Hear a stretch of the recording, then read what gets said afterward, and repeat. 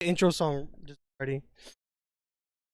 What's, what's going on, everybody? Today we're talking about Catholicism and Christianity and how like there's a lot of people they try to hide behind the Catholic Church and celibacy and they think that hiding their lustful ways behind the church, they think that's the right thing to do, but it's really not the same thing. Like sometimes you want to go out there and just knock niggas out, and I can't do that anymore. I'm not that person anymore. I know I'm not that person. I know I'm not that person no more, Joe Rogan. I'm done with that. I'm not knocking niggas out anymore. So yeah, today's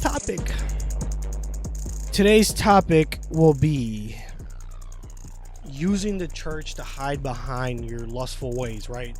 So in my prior episode, I had spoken on what's his name, Voice of Reason, Alex Jurado. Basically him getting I don't want to say excommunicated, but basically kind of getting like kicked out of like Catholic Inc. kind of, for allegedly talking to an underage girl and sexting her, right? So the whole thing about the girl being 14 has not come out yet, and supposedly, like I said in the last video, he does want to pursue legal action against whoever it was that said he was talking to a minor. And recently, I believe it was Jamie. Can I get a better look at what I'm looking at? What is it? Oh, by the way, guys, I have a new co-host. Well, not co-host, but a producer. His name is Jamie. Jamie's probably gonna be with me for a while because miss you, Franklin. But how long ago was this? 24. Oh, that was like what, last week? Yeah. So like last week, what is it? So last week, Alex from Voice of Reason was kicked out of a public event that there, I guess that it looks like the Byzantine Church was holding, and he was kicked from it, so he's not allowed to show up. But I think an issue that, not an issue, but one thing that I was discussing with a friend is, why are they treating this nigga like a priest, right? Like like he's not, like, some priests, when they get accused, they're not allowed to be around kids and shit like that, right? Whatever. But then that got me thinking afterwards. We started speaking on people within the church using the church or the faith as a vessel for their lust, right? So what I mean by that is that I feel like there are a lot of people that treat Christianity, and it could be in either school. It could be the non-denoms, it could be the ortho bros or the trad cats, right? I feel like a lot of these guys try to hide behind the church. They try using the church as like a dating service, kind of, right? So like when you look at them, look up early life.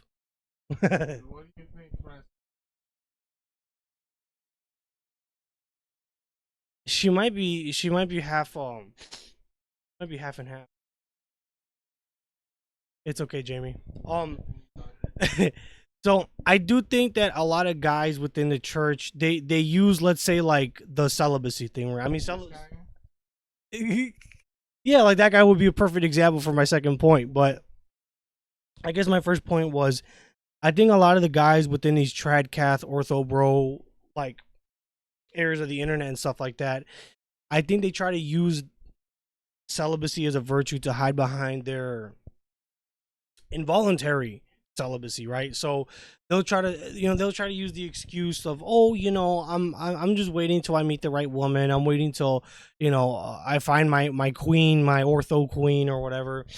And I couldn't help but feel like especially after this situation that happened with Voice, that a lot of these guys try to use Christianity as a vessel for their own inadequacy, which would be not being able to court a woman. Like, oh, I'm just focused. I'm just focusing on learning Thomas Aquinas. When it's like, are you really, bro? Are you really trying to use the church to you're using the church as an excuse as to why you don't have a girlfriend, right? Because I think most men desire to have families, to be with somebody, and not that there's anything wrong with that, but you should never treat church like it's a dating app, like it's where's another place you meet people, like a dance or a bar, right? And that's for that group of people, right? You know, the oh, I'm waiting till marriage and all that. And I'm pretty sure there are some guys that within those circles that do try to stay celibate, you know, for God, for Jesus, for the church, right? Because celibacy, I think celibacy is a virtue. I just don't think it's a virtue when you use it to hide behind your inadequacy, which would be not being able to court a lady, right? Now, the other part that I think is even more offensive of using the church to hiding behind the church or Christianity is people that go to events or attend church services to find a woman, to find a suitable wife, or even a husband, right? Because when you go to church to worship, right? You go there to go worship God. You're not there to go see girls with their ass out and their tits out, right? I mean, even they try to wear um non-revealing clothes. They try wearing the shit that the fucking girls gone Bible wear. And you know, I mean, where was I going with that?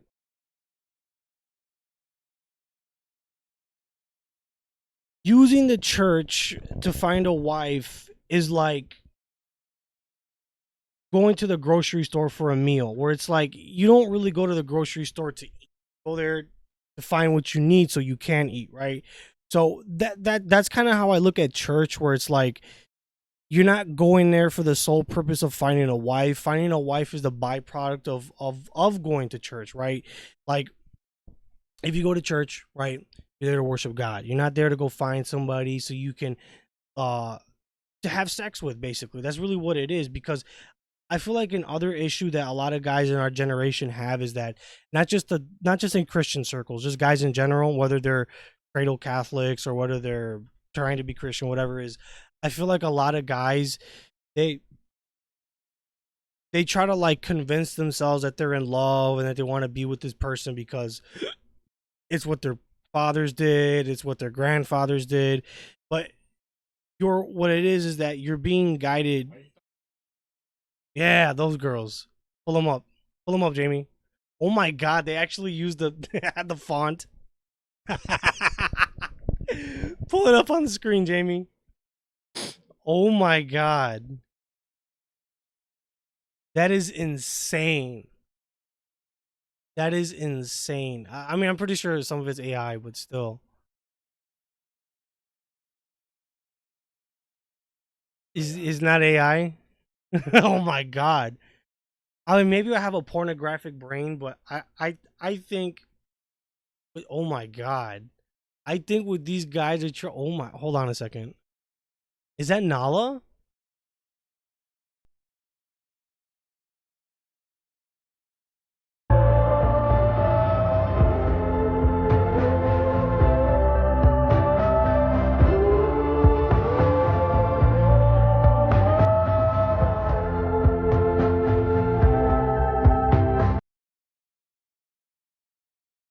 Oh my god.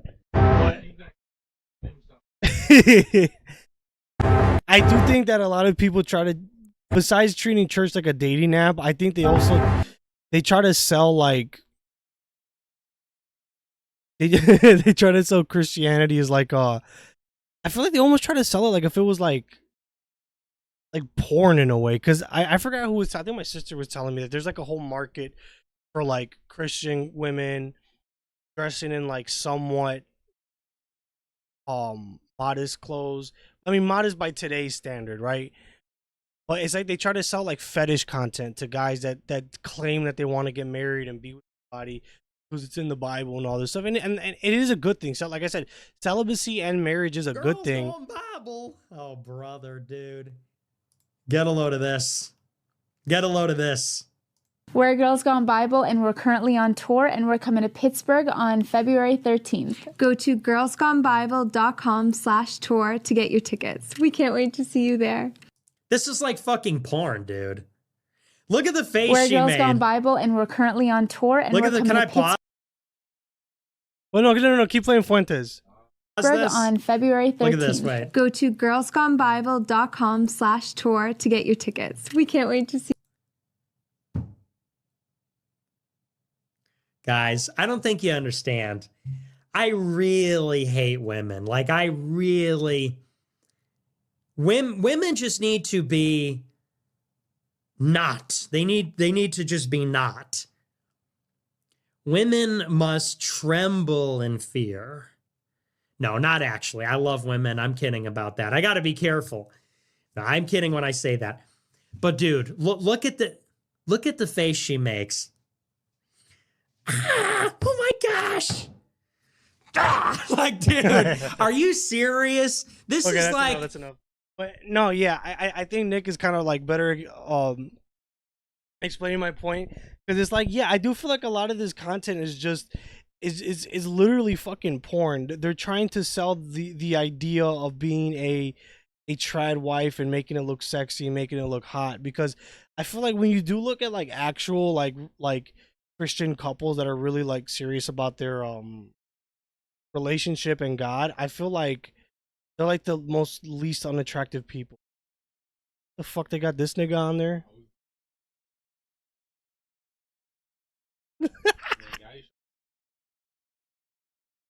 Oh my god. Yeah, because another thing I have noticed, I do notice that a lot more like attractive women go to non-denom churches. It just seems like it's just a big fucking orgy. It's just a massive orgy for everybody. Because they're all going there with the intention of finding someone. And that's not what you should be going to church for. You should be going to church to find God. And finding a wife is a byproduct of that. And you should be celibate by default.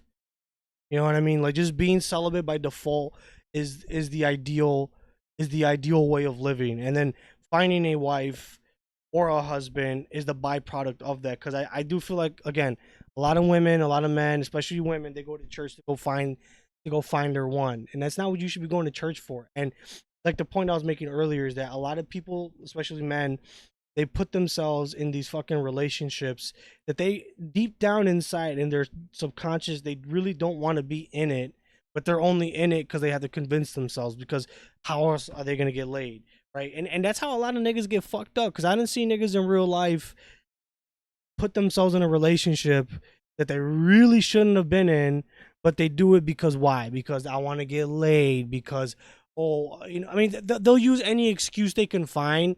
They'll use the Bible, they'll use the church, they'll use any fucking excuse to excuse their lustful ways. And I think that's a greater offense to God, because only God knows the heart, right? I forgot, I think somewhere in the Psalms it says that. And if only God knows the heart, then how would God ever give you a wife if you're not going to church for the correct reasons? You're not going to church to worship God, you're going to church to hide behind your lustful ways, right? Now, bringing it back to Voice, I think that's why Voice probably never got married, because he probably figured like, oh, you know, I can just sit around, you know, talk to all these girls and shit. Because even he did this this podcast with these two like Latinos, and they were looking like, I mean, maybe not by my standards, but maybe by somebody else's standards. They look pretty good. I ain't gonna lie to you, them bitches look pretty good, and I think that's probably what his thing was. His thing was like, oh, I'm just gonna see if I can get some Catholic hoes before I end up getting married or even settling down. Because even myself, that's why I've never gotten involved in a Christian group, because I don't think I'm modest enough to hang out with people like that. And I think I would be doing them a disservice and do the church a disservice by getting involved in a church group when I'm still lustful, I'm still prideful, and I like, you know, being a degenerate for the most part. And I think that's a greater offense to God than anything else. You can't find the stream probably had, oh shit, the stream probably only had like 100 views on it. This girl that he knows IRL. No, it says Voice of Reason podcast. Look up Voice of Reason interview. Catholic girls. Catholic girls. It almost sounds like a fucking porn search engine.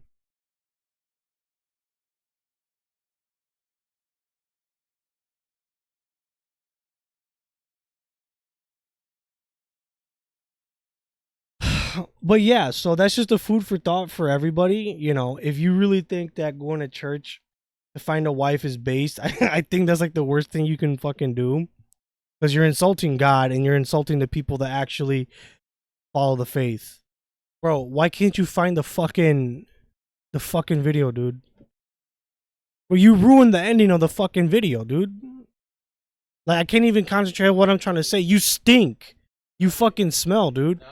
Dude, you smell like shit. You're fucking up the whole video for me. It's like 1,000 degrees in the fucking room.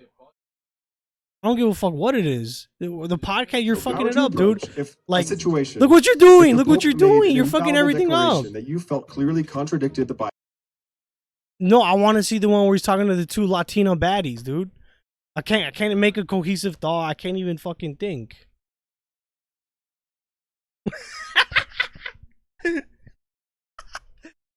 Dude, what the fuck are you doing? See, this is why, bro, I really need fucking Franklin back on the show. This is a fucking shit show. Oh, now you're pulling up the What's going on, guys? Welcome back. Now you're pulling up this. So your kind of question was like, And like for shit like that, like when I had to butch it up, I was like it was the worst. Like, So I need to get Franklin back. Device. Can you find a device? Can you at least fucking do that? This is a. This is welcome to the podcast shit show. It's not my fault that you cannot be entertaining. We only been on for 12 minutos, and you cannot be entertaining. I remember I used to watch the Black Truth when Franklin and the podcast would be for hours, una hora. You cannot even go for una hora más. This is only the 17 minutos. It's not my fault that you are not entertaining. I'm just a producer. I only came here when Theo Biden came, and I figured out how to produce a podcast. You've been here for the 23 years, años. You've been here for 23 años, and you can barely produce a podcast. You can barely turn on your PlayStation. The only thing you can do is turn on your PlayStation to play Call of Duty, and when your hard drive messes up, you call Franklin.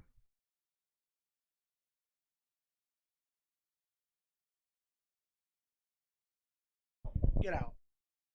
Stop it. Is it actually?